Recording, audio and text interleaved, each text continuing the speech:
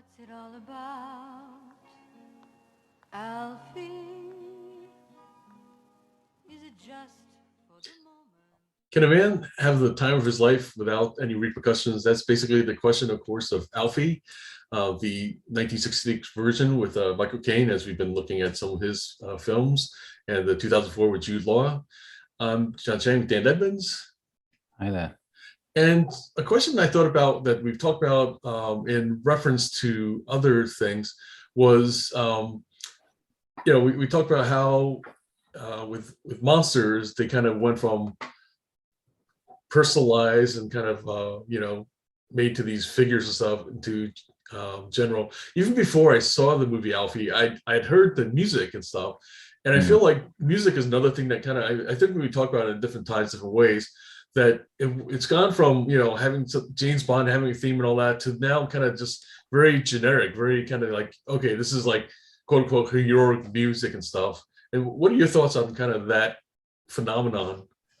Yeah, it's one that I've noticed and picked up on a lot. One which I don't particularly like. I don't know. I think it's got to be more than laziness, right? Or budget. Yeah. Maybe it is budgetary, but you wouldn't know. It can't possibly be because they hire people like sort of, they spend good money on even these kind of more generic music and stuff, but it's got to be more somehow related to taste, right, or expectations, I would think. Yeah, James Bond is about the only, franchise where they at least try to do that, not normally that successfully.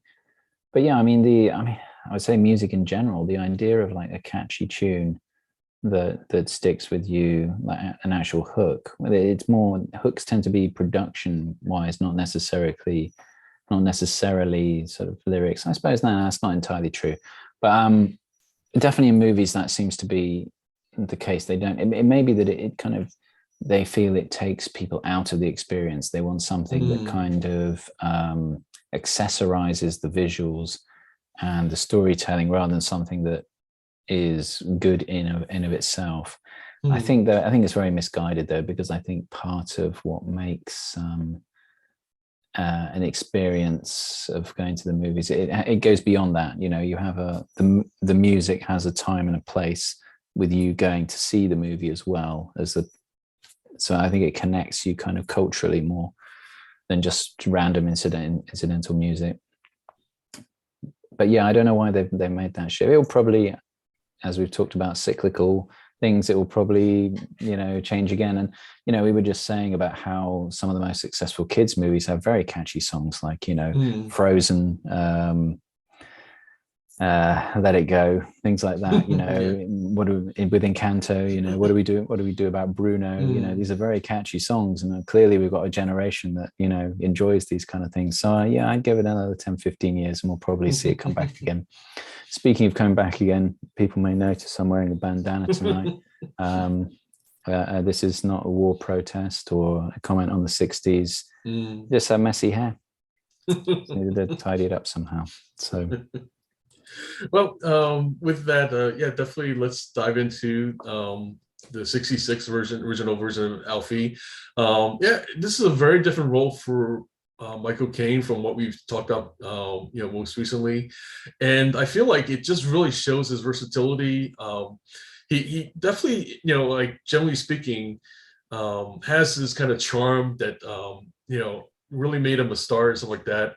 And here, like, it really plays on that. Like the other one's kind of a little bit more gritty and kind of, or I guess, with the Italian Job, we do see a little bit of this similar charm and stuff like that. But this one, he's really turning it on.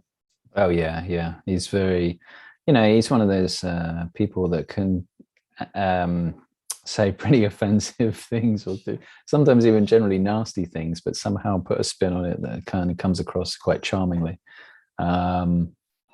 And adds a sort of an element of humor to even pretty dark stuff sometimes. So absolutely, it's a great performance, very nuanced as well, because what I find really interesting about Alfie is this idea in the performance is him talking to the camera. Yeah, I was going to say. in that, we basically know he's out there trying to sort of just, have a good time. His main ethos is just to sort of meet and sleep with as many girls as possible.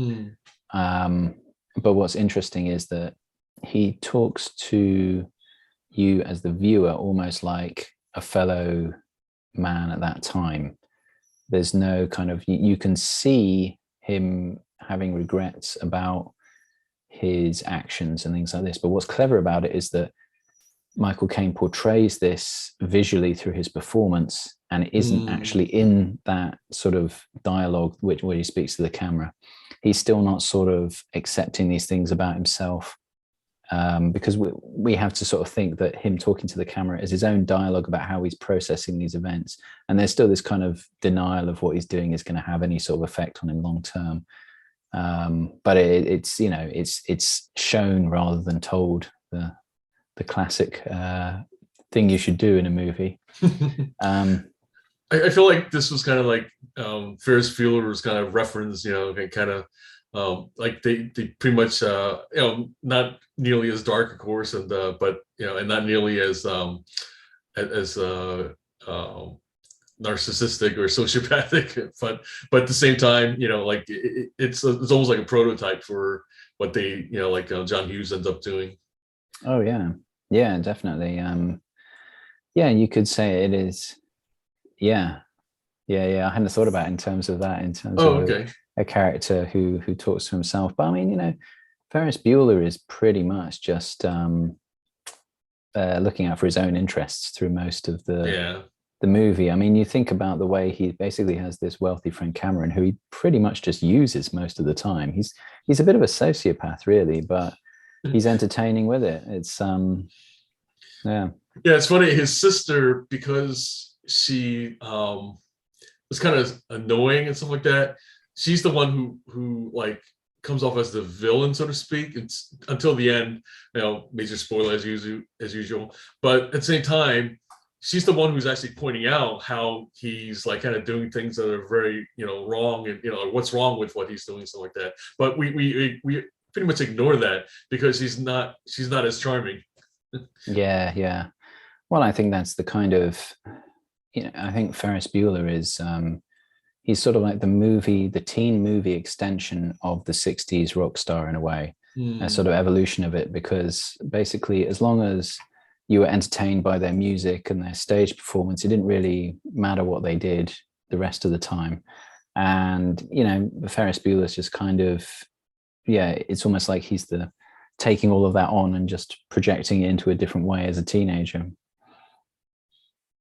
And it's funny how, just based on some of what we were talking about with the fourth, let's call it the turning and stuff like that like it's almost like John Hughes caught on to something like way ahead of its time. Yeah. Basically, it's okay to be a narcissist if the general sort of people around you are enjoying your company and you think you're doing a good job.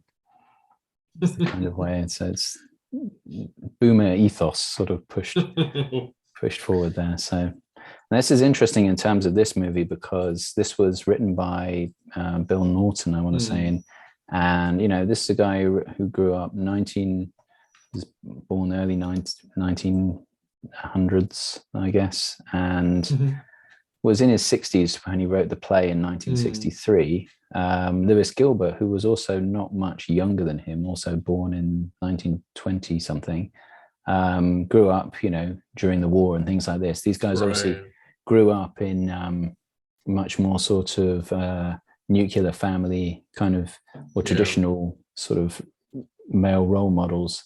So, this was published in 1963, made into a movie in 1966 by Lewis Gilbert. And I think for me, this, in terms of generational message or anything else, is basically written from the perspective of someone who's seeing 60s, young men in their 60s going out and free love, doing whatever the hell they want, and trying to sort of like make them see the consequences of their actions, and trying to, it can, but I think that's why it comes over as a bit sort of moralistic and heavy-handed, I would say, by the end of the movie, because it's almost like everything he does goes wrong, and every sort of affair seems to end in some sort of problem down the road for him. But I think this is really just them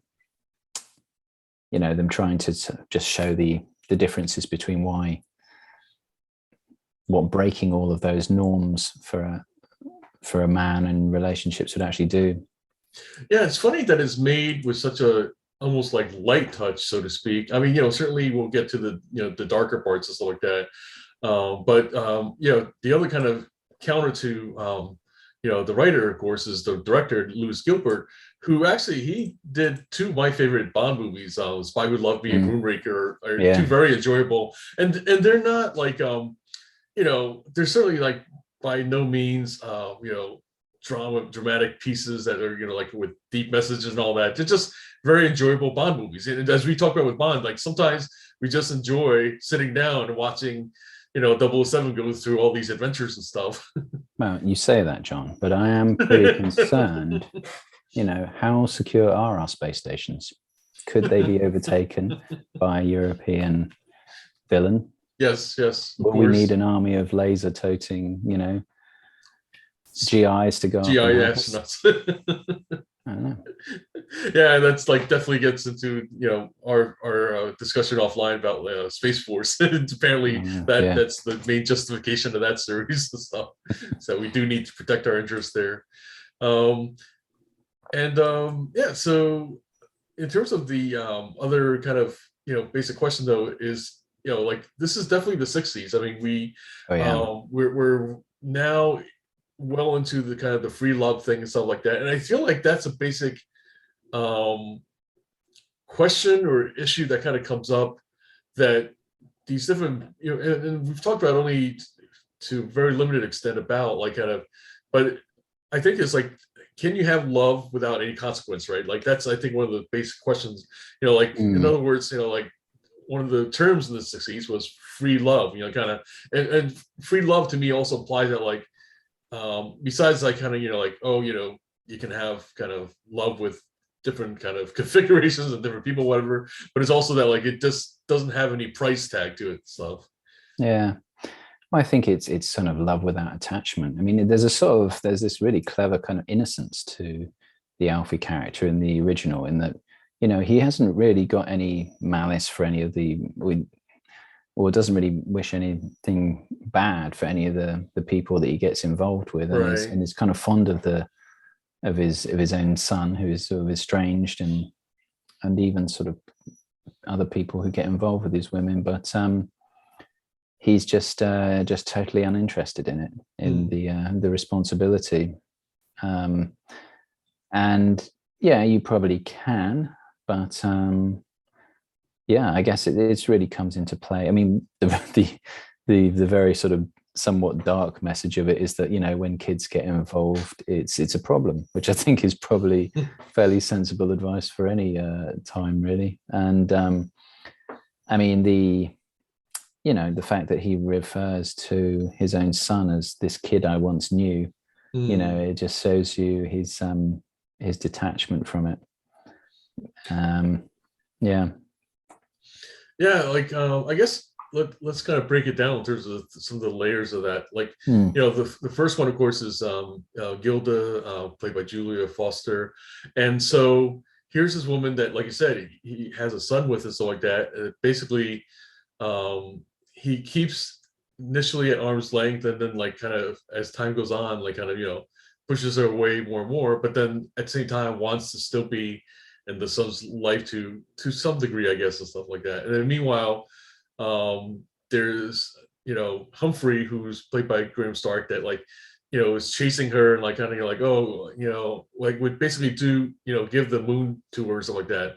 But she's meanwhile still wants to be with Alfie, like or at least wants Alfie to be the father that like kind of that the son needs, like kind of like she, in other words, wants him to be what she feels that is needed and everything. Yeah, but he's just not. Yeah, he doesn't fit that. I mean, I think this is one thing I do think is very fascinating about this is that he's called Alfie, and if you've ever sort of delved into the manosphere at all of how there's the alpha male and the beta male, right. and I just thought Alfie, alpha male. I wonder when this phrase actually came up and if this was sort of somehow related. Right.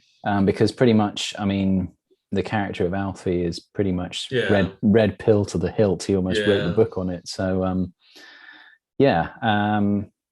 mean, this is the classic womanizer who sort of leaves holding the baby basically. Right.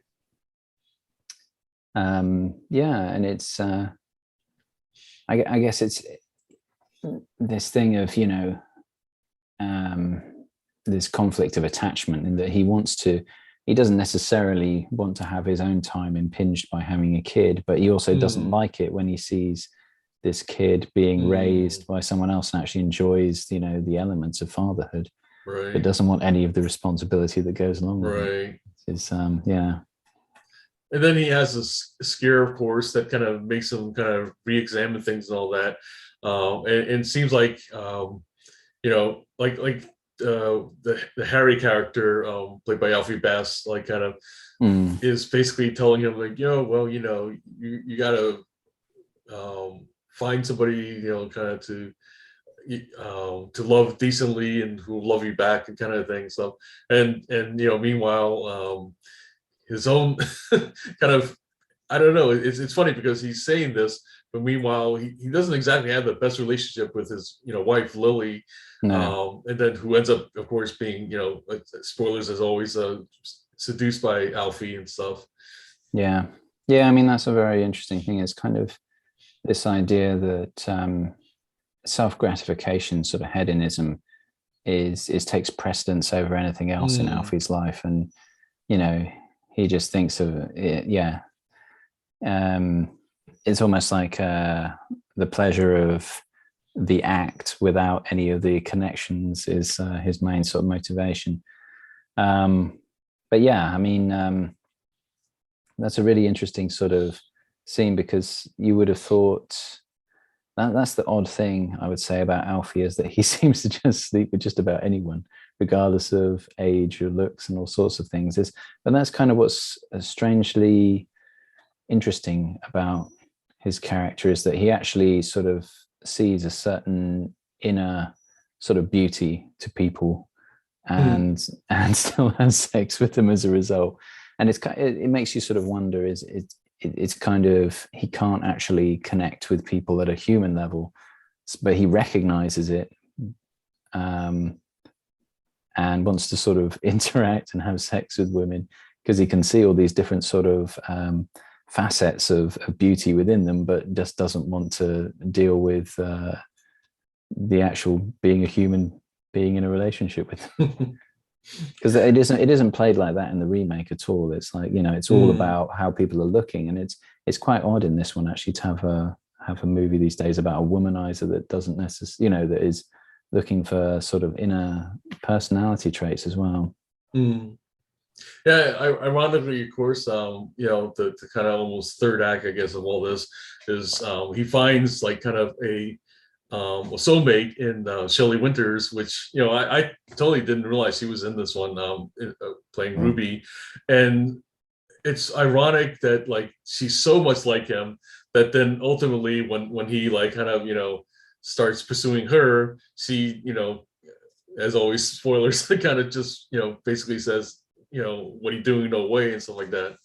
Yeah, trades him in for a younger model, which is a very sort of interesting turning of the tables, because that's probably what would happen with men more often than not.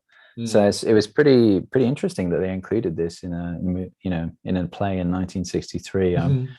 It's quite ahead of its time, I think, in that respect, or in so much as to try and, it's really trying to sort of show, I guess, I think the idea is to show men what it's like on the other side of a relationship, of if you're being selfish and various things, what it's like from the woman's perspective. It's kind of and again, going back to our sort of fourth turning thing, the silent generation, which is what Naughton and Lewis Gilbert would be of, was this kind of mediator kind of role of trying to sort of fix problems between generations. And here we've got, you know, the hedonistic 60s meeting the traditional values of like the 30s and the 40s, and them trying to sort of figure out how to bridge that gap somehow. But I mean, it's a pretty bleak, and well, I guess this is the other thing that's different from some of the other movies. You know, even though he's a criminal in Italian Job, it's still quite a sort of a glamorous view of the 60s. It's kind of swinging London. He's got a nice apartment. There's beautiful girls. There's lots of fast cars, and then we're in Rome and things like this. This is a much more kind of, you know, this is not a wealthy guy at all, and he's staying in a pretty shabby apartment, and he basically works on this basis of how he looks, and his perception is what creates his appeal, but his actual sort of wealth is pretty minimal. And we see, obviously, with the abortion sequence, we see something pretty grim, really, and it's like a backroom abortion from which of course would be been illegal in the 60s, right? Which is it's a scene, really. I was gonna say, it's really interesting how grim it is, and like we like through Michael Caine, seeing the horror in his face, we just can imagine what we, you know, like it really is the scene itself. Like, it's funny that, like, you know, nowadays a modern kind of movie probably would actually show, you know, kind of blood and this and that, what, you know, but they don't show any of that. They just we see the horror through Michael Caine, like through his reaction and stuff. Yeah, and I think what's also very clever about that is that his whole performance, his demeanor changes as Alfie from that point forward as well. He very cleverly somehow and very subtly portrays this sort of lack of self-assuredness in the last sort of quarter of the movie. That, you know, where he's trying to sort of regain it, but you know, there's something, like he says, it's about peace of mind and comfort with yourself. Towards the end, he just I don't know how he does it. He's just the master of sort of subtle changes in character, I think, Michael Caine. Definitely.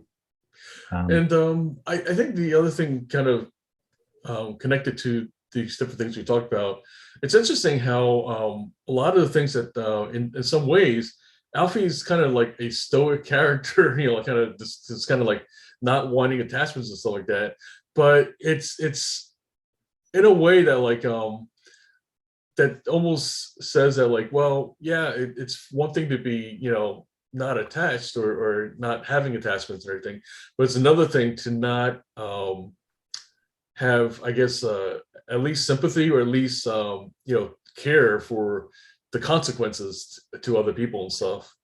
Yeah, absolutely. I mean, he's just it's kind of, it's one of those things. I mean, I've known people growing up who've lived in ways like that, and you just think, man, you're just not thinking beyond next week, you know. And it's kind of frustrating when you sort of see that happening with people. I think the other thing that is like really obviously wouldn't work these days is the fact that he refers to women as it most of the time when he's talking about them. He was like saying, "Oh yeah, it was dead glum when I met it, and now I took it out and did it, and it's right, you know, it's cheered right up." And there's also kind of, you know, lines like, "Well, you know, a bird that knows her place in this world can be quite content." That wouldn't swing these days, I guess. It's funny that, like, I you know, clearly, like, it's a movie of the 60s, like, kind of, you know, like just those kind of lines, and just like kind of you know, besides of course the basic theme and stuff like that, and like it is pretty amazing how a lot of these things just nowadays, you know, just would not get by, like, kind of at least without a lot of protests, a lot of, you know, kind of reaction. And of course he refers to, I think it's when Gilda is getting pregnant, he refers to it as, he's even got a calendar there, and he's like going, "Oh, our little friend hasn't shown up this month." which I thought was, yeah. He's normally so regular, you know. Yeah, it's pretty bad. And then when she's even, and then when they're making coffee, he even goes to the point of saying, "Do you want a coffee?" He says, "Yeah, you have one too. Make it strong." Because, you know, you're not supposed to have loads of caffeine when you're pregnant. So it's pretty bad in that respect. But I mean, there's also, I think he also describes not liking horror movies or something like that in the movie, which is also kind of a foreshadowing of, I guess, the abortion scene. And it's kind of like, yeah, he's only sort of interested in the superficial sort of beauty and joy of life, and nothing sort of nasty and messy that might be going on elsewhere, which I guess is something you can kind of infer. Yeah. I think we also have to sort of, did you understand what the napkin over your shoulder was? Because I saw that. I've always wondered about that. I've watched this movie a few times, and I always wondered what is the napkin for? And yeah, I'm not sure actually. Without getting too maybe you'd probably have to get graphic to actually figure out what it's for. But I mean, I don't know if that's like some sort of, you know, very simple version of contraception, or what the deal is there. I don't know, but that's always bad. That's always thought about that. Yeah, it's baffled me for ages now. Right. I mean, I guess as well, visually, sort of, in guessing symbolic, there's not a lot of sort of symbolism in it really, because it's a fairly sort of by the blows drama. But we have this, you know, the dog who keeps sort of turning up, and you know, there's this sort of like thing of Alfie is basically very similar, just sort of like a kind of a stray dog going from place to place, partner to partner, that kind of thing.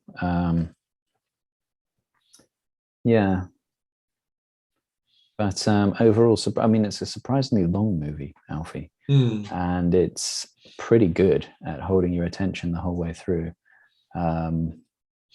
It's got like really like at least 3 kind of stories going on and stuff. Yeah, because there's, you know, kind of his relationship with Gilda, then his kind of triangle with them, and then another triangle with the Clementcrafts, and then his relationship with Ruby ultimately and stuff.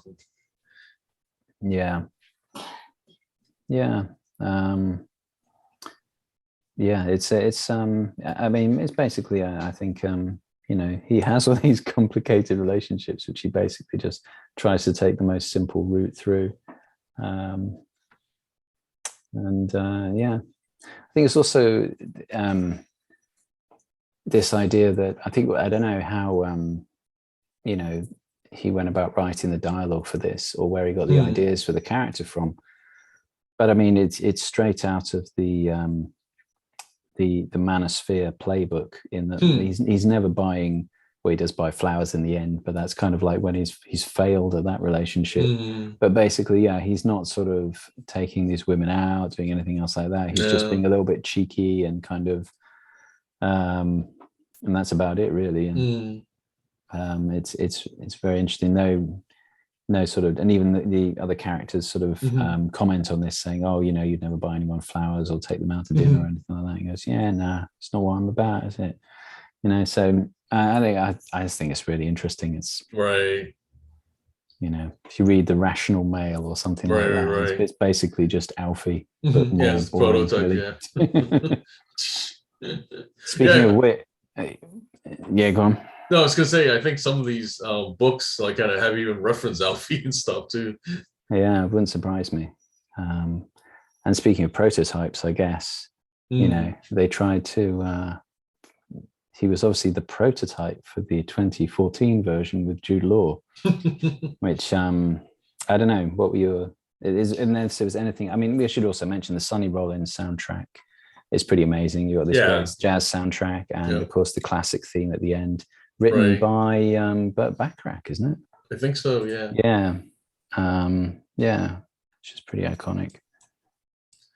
And I feel like you know, once again we have this kind of as always, the MTV effect stuff. So, Jude Law kind of was in his heyday during this time period and stuff.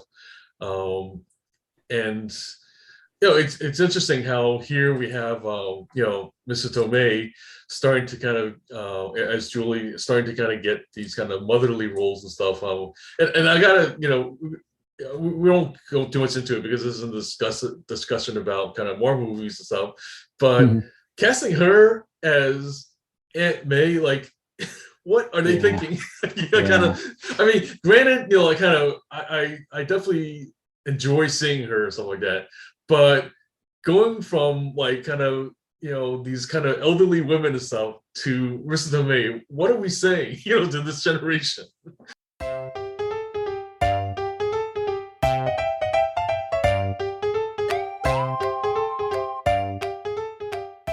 I mean, granted, I definitely enjoy seeing her or something like that. But going from like kind of these kind of elderly women and stuff to Marisa Tomei, what are we saying to this generation? Yeah, it is interesting, isn't it? I mean, I guess it's a reflection of changing times and things like this. I don't know. Yeah, it's interesting, isn't it? You just think of a surrogate mother figure from the 30s or 40s would just be a much older woman that wouldn't be even considered as with any kind of romantic storylines. I guess it's very sign of the times, really. Yeah. I mean, you have Marisa Tomei. I honestly can't remember the names of the other actresses, but it's kind of like there's three main kind of relationships that they detail in this. Yeah, they have Sienna Miller as Nikki, as the kind of psycho girl, and then Susan Sarandon ultimately in the Liz character that we previously had for Shelley Winters and stuff. And it's funny how they just kind of change the names around a little bit, but we basically know it's which character that they're representing and stuff. Yeah, mind you, they didn't really have did they have a kind of a Nikki style character in the original? Not really, I would say. Not per se, not like the original, like I'd say that like who Nikki's supposed to be was probably, I guess, the young girl in the original that like he briefly finds like in the what's called like there's the other truck driver that's kind of take her home and stuff like that, and then he ends up kind of like stealing her away and stuff. I guess Annie's her name. By Jane Asher is the actress. I suppose that's the closest, but the funny thing is in that is that it's a very different kind of message because it's about the same time in terms of the movie length. It's about 3/4 in. What's interesting about the Jane Asher one in the original is that you were just inferring that she is from a kind of some sort of abusive parenting situation. She's left home, and basically at the first sign where he gets abusive with her, she's out because she knows this is trouble. But she's a very submissive character. She's almost like they're cooking everything, doing everything for him, washing his clothes. And it's funny in a way, you almost feel he's guilty when he's in that relationship with her in the original. But they play it in a very different way in this remake with the character of Nikki with Sienna Miller, because she seems like she has already got a circle of friends. She's very confident, outgoing. She seems to do what she wants. She's very empowered, I would say. But it's almost like they have to find something wrong with her. And so it's almost like she's too much of her own woman and too opinionated more than anything else, because she, he says that it's inferred that she kind of lashes out and stuff like this, but you could just view it as that she's a bit too headstrong and he can't deal with her. But it's not really, it doesn't come across with that. It's almost like, if a woman is too much like this, well, she's got to be trouble. She's got to have like a drinking problem or something. It's a weird kind of cynical view, I think, of women as with the Nikki character. Because the others are pretty much similar to the original. You know, I guess Marisa Tomei's is like a bit like the Gilda character. He just can't commit. Although there's not the, or in this one, it's they've gone for the very kind of simple interpretation. They don't try and infer that it's Alfie's child. It's just that he's getting involved with a woman with a child. Right. So again, they've taken some of the actual deep emotional stuff out of the original and just made it a bit more superficial, and it becomes more like a guidebook to dating than it does the actual emotional tug of having to sort of, you know, or abandoning a son. And that's even what they do too, like with the you know, the Omar Epps friend character that he kind of, you know, betrays by sleeping with the girlfriend, that, like, you know, she doesn't have the abortion, you know, major spoilers always, and there is no kind of, you know, turning point for Alfie in this case, you know, like like there's no consequence for that happening. No, I mean, except for that the friendship breaks up, you know, that's, I guess, the consequence. Yeah, I mean, it's in the original, Alfie has to sort of grapple with his own sociopathic tendencies when he's staring at like a dead child in presumably a toilet in a grubby apartment. And you know, you don't get, this is a far more sanitized sort of homogenized version of this. He doesn't have to deal, this has to deal with losing a friend, which nowhere near has any kind of, you know, emotional depth as the original. And I think what's interesting in this one is that really weirdly, in the original, where you've got this potentially, it's kind of subtly inferred that Alfie might actually have lung cancer, and he might actually be, you know, dealing with something that they just don't understand properly at that time, because he's there going, shadows on me lungs. And in this one, it's kind of like, what is it? It's something. He's penis. Yeah, he's got a lump, and he's kind of like, you know, he can't get it up for a bit. He has erectile dysfunction for a bit, which I thought was, I mean, it just seemed, again, it's just like a superficial kind of reading on it, and it's and it was, you know, had this very kind of, I don't know, stereotypical German kind of doctor. So was he German or something? And it's just it's like a ridiculous sort of crappy comedy scene, and then he gets an erection when the doctor handles him. So it's like, basically, this Alfie is more like a closet homosexual than the original Alfie. It's kind of, I don't know what was really supposed to be, what the point of that was really. I mean, I think it's that this subtle thing that, you know, men who can't commit, well, they're probably gay anyway. That's maybe a kind of a 90s attitude, really, or early 2000s attitude. But I guess this was made in 2014. It's quite. Well, actually, it was 2004. No, it was 2004. Yeah, it was older, wasn't it? Yeah. But yeah, that was weird and kind of crap. And then there's also this very strange scene. And again, you know, we're just kind of spoiling the whole movie for you. Sorry. But you know, this old man who's waiting in the clinic. Oh, right. And then just happens to, like, while he's going to the bathroom, explains his entire life history and his dead wife, and how Alfie needs to sort of focus on living in the now. It's like, when has anyone ever had a conversation like that in a bathroom with a random stranger in 30 seconds, and then gives him his card and say, hey, you know, come round and have a chat sometimes. I mean, this is almost like, I don't know, this clinic seems to just collect closet homosexuals, from all I can say. It just seems to be, when would you start trying to create an emotional bond with someone in the bathroom? I don't know. It works, I guess, for his journey at that stage, but I don't know, it's totally unrealistic. I wonder if they approached Michael Caine to be that, you know, older man stuff. They may have done, and he may have just thought, nah. I did it. I can't be bothered with this at this point. Nah, get cut. I mean, well, the thing is, you've got to think about it. I mean, Get Carter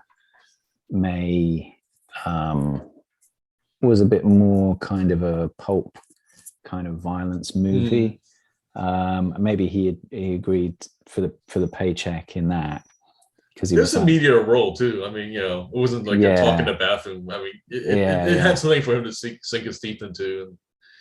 Yeah, I think, Alfie was actually really well received, and it was, it's got really, really critically acclaimed. And he thought, maybe he just thought on this one, I don't really feel like sullying my own work like that this time. But yeah, and I mean, it's just, I don't know. It's just a very, I think what's obviously there's not much emotional depth because there really isn't much hardship that he has to put up with. No. He's certainly not living in anything like the squalid conditions of the original Alfie. He's living in quite a nice loft in the middle of Manhattan or somewhere in New York, and it seems like he's living quite a comfortable life, really. And so, yeah, I mean, he can't find love, and he gets a bit sort of annoyed with Suzanne Sarandon at the end, and that's about it, really. And all of his, again, all of the dialogue with the camera, there's so much more. It's just like it does the opposite. It's telling and not showing everything that's going on in his head. By the end of the movie, I was saying, "Shut up, Alfie! I really don't need to hear what's in your head anymore." Yeah.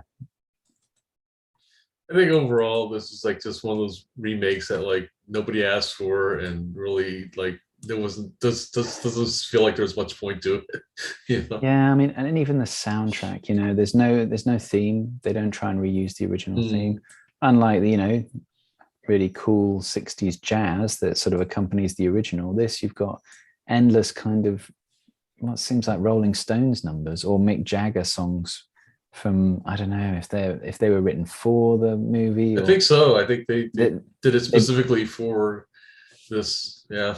It's basically, let's have Mick Jagger not at his best as the soundtrack to this movie, and that's what you've got basically. No, there's I think there's Love Is Blind by the Stones. I guess that's all right, but yeah, nothing really iconic. They try to sort of make it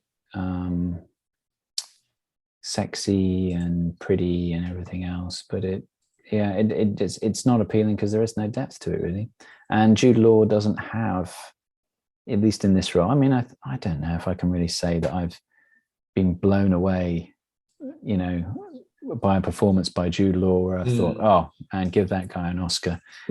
He's a pretty decent actor, and he's done some pretty good stuff. Yeah. And he plays a decent sociopath. I've seen him as like a psychopath, at least in like he was a robot in AI. He was a psycho sort of assassin in what was that one with Tom Hanks? The one about he's the Bob guy. We watched it as one of our Road to Perdition. Road to Perdition. Yeah. And he was fairly sort of sociopathic as talented Mr. Ripley.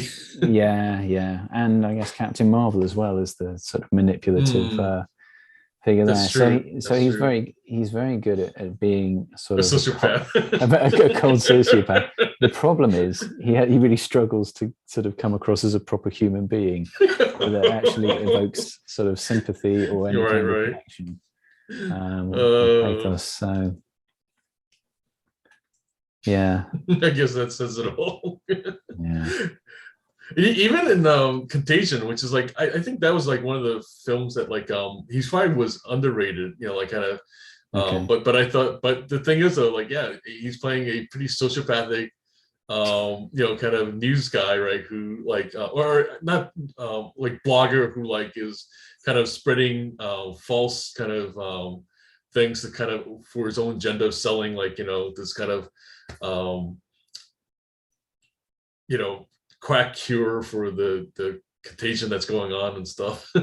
yeah it does make you wonder sometimes whether if somebody gets hired because they're good looking and can do lots of roles as a sociopath, are they actually just a sociopath? And it's not a lack of acting performance, it's just basically it's just not there in the first place. I don't know. Right. I mean, also, well, I can't help mentioning as well, whilst the dialogue was a mixture of sort of slightly sort of offensive but also kind of quite funny in its sort of bluntness in the original. This one it's kind of blunt in terms of how to, play the game or do sort of, how to sort of date and all this kind of stuff. But it doesn't have very much humor. The dialogue is pretty poorly written. There's not a lot of situational comedy, really, or if it does, it's pretty crap. I mean, the best line in it with the best delivery was Susan Sarandon when they're drinking absinthe. And there was the line, "Oh, you know what they say, absinthe makes the heart grow fonder." That sort of stupid kind of pun actually really made me laugh at that particular moment. But that was about the only thing that really sort of genuinely made me laugh in the whole movie, really. Yeah, it's probably at that point you just felt like you needed to laugh. Yeah, maybe. But again, it was just one of those things that was like Susan Sarandon's such a better actress that she managed to make even a silly line like that Right. quite good in a way. Shows you what we're working with, though. It was scant, the dialogue in this, so there wasn't much to go on. I should say this is another one of the remakes where we've tried to watch it, and it did take me several goes to get through it. It took me about 3 attempts to get through to just because it was just so tedious. I think we may have to incorporate that into our rating system. Yeah, rating system. How many attempts? Before Dan gives up altogether. And I was very close to giving up with the Alfie remake altogether. Oh, man. I got to about the 1 hour 45 minute, and I just like, can't be bothered. I turned it off. And it was several days before I mustered up. I thought, we've got to do the video. John's going to get pissed off with me if I don't do this. And I just had to like fit it in around. I mean, busy with other stuff as well. But yeah, there was hard work, this one. I think because it's just very long and it's just very charmless. And it just feels like so desperate to kind of relive any of the interesting things about the original, but they've avoided any of the real deep aspects of the complexity of relationship, which is why it's so dull, really. I wonder if the reason why it was made was because like around this time the whole pickup thing started kind of picking up, kind of like there's a kind of sense that like, oh, here's the kind of hero for this time and stuff like that. Yeah, The Game, I think. The Game, right? Yeah, by somebody, I can't remember his name. Neil Strauss. Oh, okay. You know your stuff. All right. Yeah, it's there was a lot of this sort of stuff going on at the time. I mean, I think this is more a kind of this is also a product of a sort of a Gen X upbringing in a way. It's like everyone was so cynical about everything. It's very hard to, if you're trying to sell yourself as a potential sort of suitor, it's very hard to get buy-in. I mean, I don't know. I mean, I think it was, I mean, God, I know I certainly got my fair share of crashing and burning on the dating scene during the 90s and the early 2000s, but hey. But the one, again, we were sort of saying though, it's, we Gen X is a generation that didn't have many opportunities really. Right. Even though things were going well, actually trying to make it in as a 20-something through the 90s and early 2000s was quite tough. There just weren't that many opportunities. You've been through a recession, and then you had like the dot-com bursting of the bubble, and it was it was not easy to establish yourself. I guess in some ways, he does represent that. I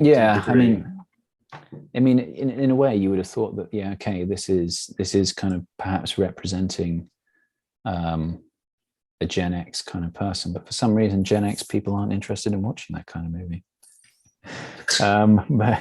Too close to home. Too close to home, or just not of interest. I think more just interested in science fiction and horror and things like this. And interpersonal relationships aren't something that we've seen as a very successful kind of genre, I would say, for our age group. They win Oscars, but they don't rake in the money. I would say. Yeah, that's a good point. But I don't know. I'm struggling to find more things to complain about with this movie. I'm sure there's definitely some more if I really rack my brains, but it's just a waste of time. Don't bother. Yeah, I think that's pretty much sums it up. I mean, this is like one of those kind of things of, we watched it, we got the check in the box, let's move on kind of thing and stuff. And so speaking of which, any thoughts of like kind of the next things? I'd say it probably ranges from the musicals that kind of are right now like kind of seems to be the thing that, or the rise of. Like we had the West Side Story, and that kind of came out and stuff like that. And then, as you mentioned, some of the other kind of Disney musicals that we've discussed before about how like quite a few are like also Disney's been doing the kind of live action remakes of the cartoon originals. Certainly we also have the upcoming Agatha Christie remake and stuff. Kind of it's probably the most recent of that kind of franchise, I guess, if you will. Yeah, I mean, maybe this is what we should start talking about. Is basically the fourth turning is just like why things don't work actually. And I can say for the reason why Alfie worked in the 60s is because you had this real clash of ideas about relationships. You had people in the 60s completely rejecting everything traditional.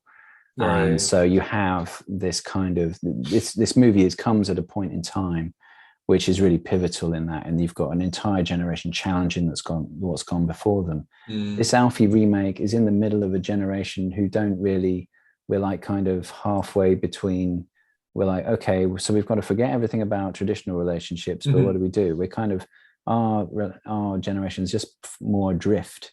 And so, having someone who rather sort of cynically and superficially tries to sort of manufacture relationships or find his own happiness through his mishaps just doesn't gel with us. It's not giving us any kind of deeper message or deeper meaning for a generation at that particular point in time, because we're more concerned about like, how the hell do we, organize ourselves in this new fractured society, rather than, clashing. So I think that's why it doesn't work really.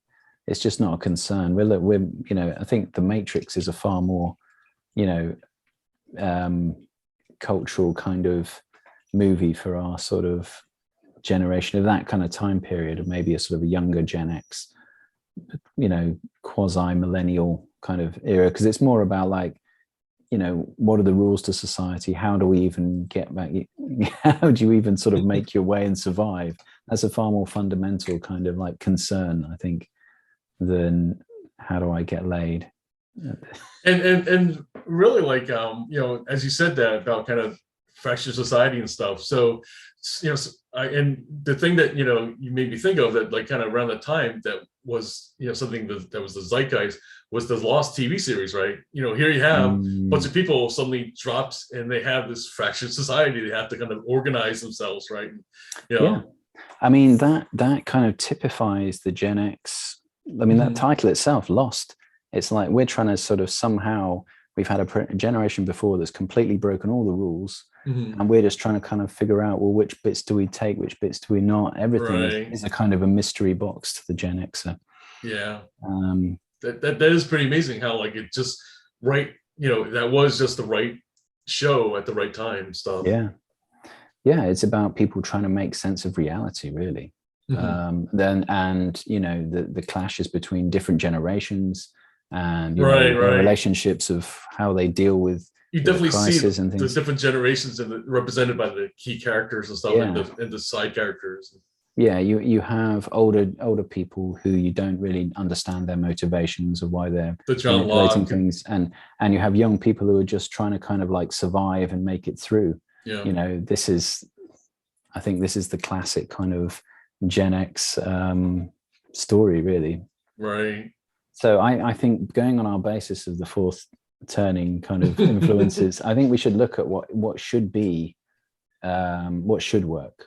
So maybe we should look at movies that are being remade from the 30s and early 40s, which according to that model, and then sort of see what those remakes have been like, and whether they would work now. Maybe like The Island of Dr Moreau or something like that. Because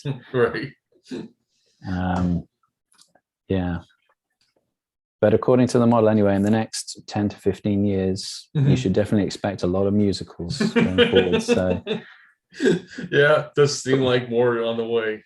And the reason I don't like them is because clearly I'm not the generation they're aimed for. You know? Right. That would explain it. Yeah. Well, with that, we'll see about discussing more musicals coming up and stuff. And then quite possibly, I think the Island Dr Moreau might be the next one we'll look at. I think that might be a timely one. So once again, I'm John Chang with Dan Evans, and we'll see you at the movies.